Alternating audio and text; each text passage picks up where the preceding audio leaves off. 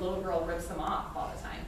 So this little one has bilateral hearing aids, and if she puts her in the car seat, like you have to have them in the car seat, she can't see her while she's driving, and pretty soon she'll see like an ear mold over here, the tubing over here, and the process, she's like ripped them off and thrown them all over.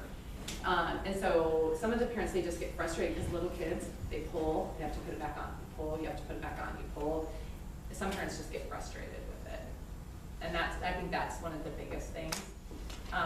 But we do know if kids start wearing amplification early, they're programmed well, and they're consistent users, the outcomes are really good.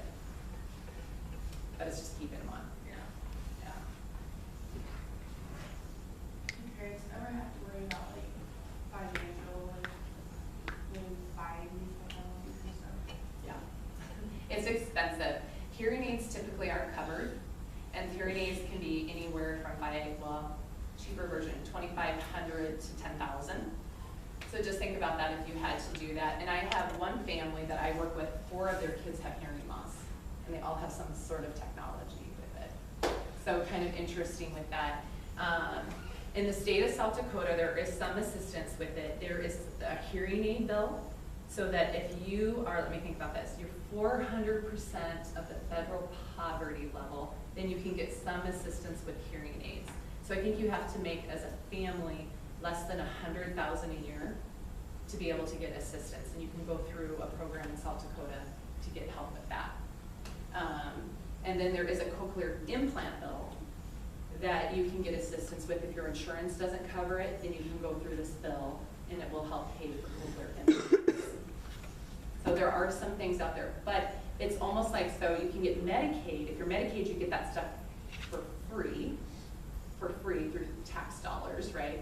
And then you have that group, that small group that's not Medicaid, but they make less than $100,000, that might get a little bit help. But if you have a family that makes just a little bit over that, you have quite a few kids, that's a group that really, it can be kind of hard for them financially, just to do the expenses.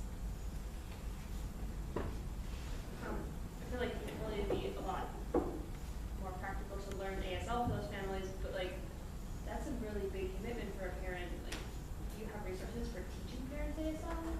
We have Mark in CSD. We have sign language classes that we teach at School for the Deaf. We try to really work with deaf community members. There's something also called the Shared Reading Project. That's not in our presentation, that should be, where deaf individuals are trained to go into the home and teach their kids how to read books. And so that's another program. But we really just promote anything that we can that will get them to sign. There's another thing that's called Sign It. Do you guys know, Mark, what's her name?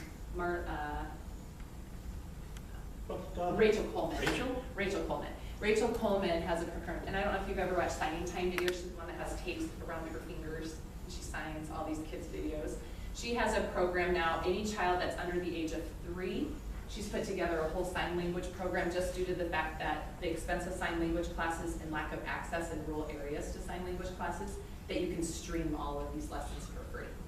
So we share that with families quite a bit too. Mark, anything else that you can think of for sign language classes besides, so we have CS on the internet? There's a lot of different things. All you have to do is put in American Sign Language, maybe American Sign Language stories. YouTube has just a plethora of information there too. A lot of our school districts and parents, like ASL Pro, they have sign language classes on there, a lot of different lessons that you can go through, so parents will sign on to that one. And they have something called ASL University through ASL Pro, which is kind of a good resource too. Anything else? One thing I know is kind of controversial is like putting cochlear implants and like really young kids. Like, is that advised? Is that unadvised? Like, Good question with that. The FDA has approved cochlear implants for children 12 months and older. So anything, but there are some hospitals that will do it off-label at between 6 months and 12 months. But we do know that earlier the better. The brain rewires itself. So those areas that were assigned to auditory skills will be reassigned to visual, and so that we know that better outcomes come from earlier intervention.